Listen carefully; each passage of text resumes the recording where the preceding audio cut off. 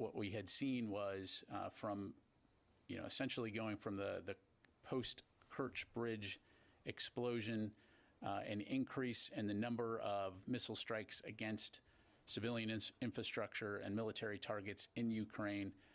And over the last couple of weeks, since the end of October, those had slowed down a bit. But again, today we're seeing that Russia continues to target civilian infrastructure and is using missiles really as a tool of terror to strike civilians, civilian infrastructure, especially as Ukraine goes into the winter. So again, something we'll continue to monitor closely, but that's really about all I can provide you on that.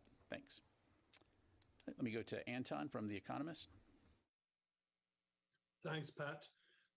Can you say, have you heard reports that the parts of the power grid in Moldova have been knocked out as part of this wave of Russian strikes?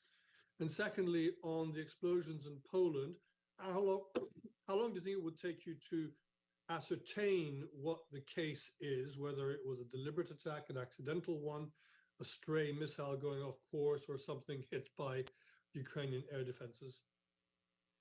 Thanks, Anton. So nothing to provide on Moldova. In terms of how long it will take to look into these, I mean, we're looking into it right now. I'm sure that many of your colleagues, as will you, are reaching out to the government of Poland as well to see what they may have to provide on this. But again, when we have an update to provide, we'll aim to do that as quickly as possible.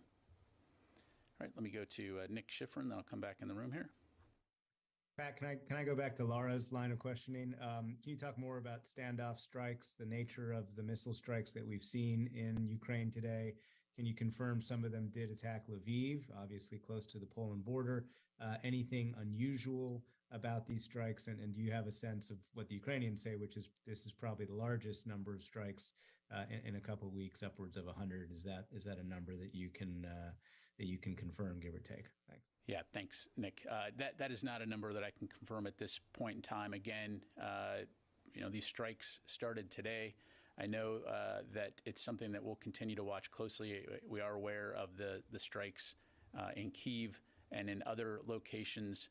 So when we have more to provide in that regard, we certainly will. But again, at this point in time, it's something that we're watching closely. And again, we'll keep you updated as able. Thank you. Quick follow-up, can you just confirm even that there were strikes that you're tracking in the western part of the country near Lviv? I cannot from here because I don't have a real-time update. But again, we'll try to keep you as best informed as we can. Thanks, Nick. Louis. Last week there was reporting that the United States and South Korea had worked out a deal for the United States to purchase artillery shells from South Korea and then potentially pass them on to the Ukrainians.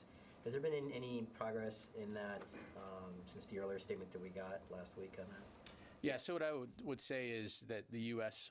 works with a lot of different countries in terms of working with their defense industrial base to identify opportunities to purchase munitions when it comes to not only providing them to Ukraine, but also replenishing one another's stocks. And so I don't have any announcements to make right now. But if and when we do, we'll be sure to do that. Thank you. So there will be an announcement when a deal is concluded. Is that what you're saying? If and when we have something to announce, we'll do that. Thank you. All right, we've got time for a couple more. Yes, sir, and then I'll go to you, Tom. Thank you, sir. Gary Goodall with the Diplomatic Times.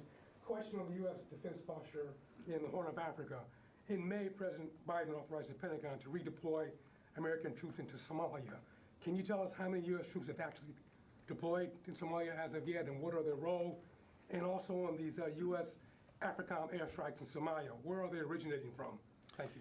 So as you highlight, the U.S. does have a defense relationship with Somalia in terms of advising and training. In terms of the numbers, I don't have any specific numbers to provide. But again, this is an important counterterrorism relationship. We'll continue to work with the Somali government in terms of addressing terrorist threats like al-Shabaab. Thank you very much. All right, and Tom. Yeah, I just wanted to follow up what you said. Tomorrow they may talk about some winter supplies for the Ukrainians. And last week when Sabrina briefed, you mentioned that there was supplies for winter there.